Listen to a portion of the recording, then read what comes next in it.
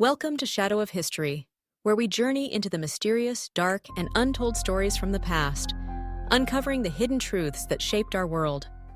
Today, we unravel the chilling legend of Vlad the Impaler, the 15th century prince whose reputation for bloodshed and brutality gave rise to one of the most iconic monsters of all time, Count Dracula. But beneath the cloak of myth and horror, who was Vlad III, Prince of Wallachia? Was he truly a monster, or was his legacy twisted by the tides of war, propaganda, and fear? To understand Vlad the Impaler, we must first step into the tumultuous world of medieval Eastern Europe, a land ravaged by conflict, beset by rival empires, and haunted by betrayal. Born in 1431 into the noble house of Dracula, Vlad was the second son of Vlad II, known as Dracula, a member of the Order of the Dragon, a chivalric order sworn to defend Christendom against the encroaching Ottoman Empire.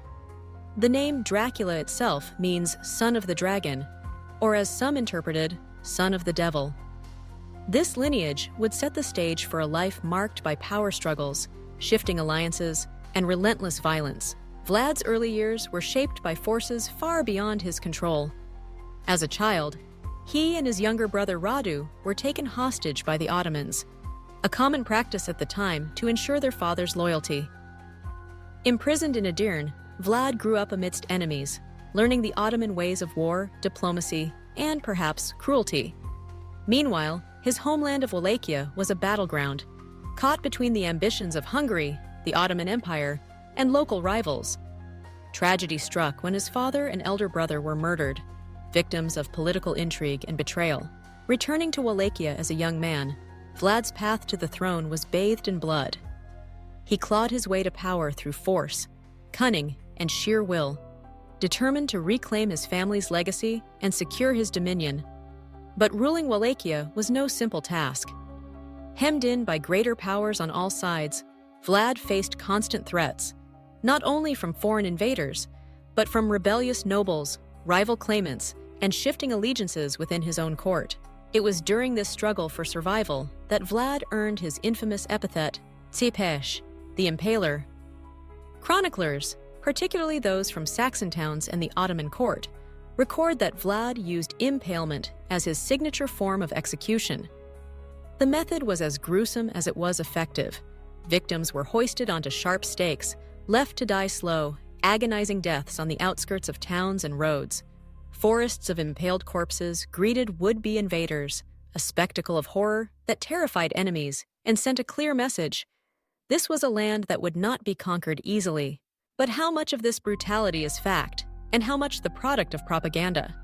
Contemporary accounts vary wildly.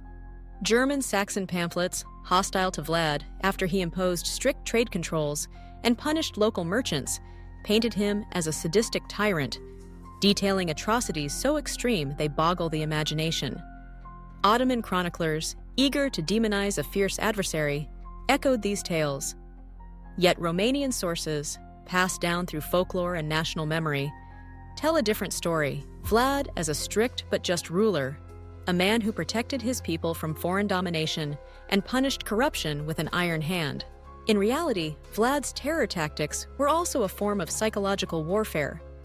Facing the might of the Ottoman Empire, he turned fear into a weapon, hoping that the stories of his cruelty would make even the boldest enemies hesitate. The infamous Night Attack of 1462, in which Vlad led a daring raid against Sultan Mehmed II's camp, is said to have left the landscape littered with thousands of impaled Ottoman soldiers.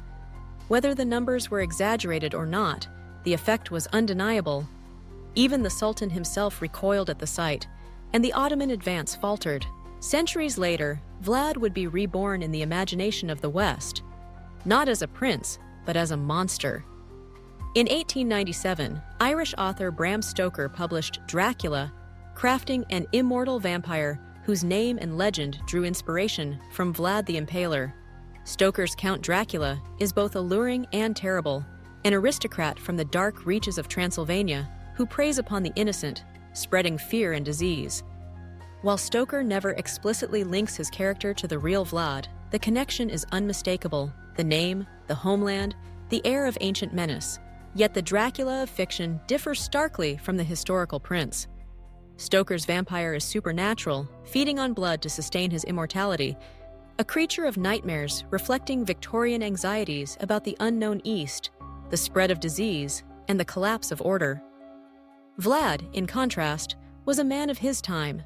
Ruthless, yes, but fighting for survival in a world where mercy was often a fatal weakness.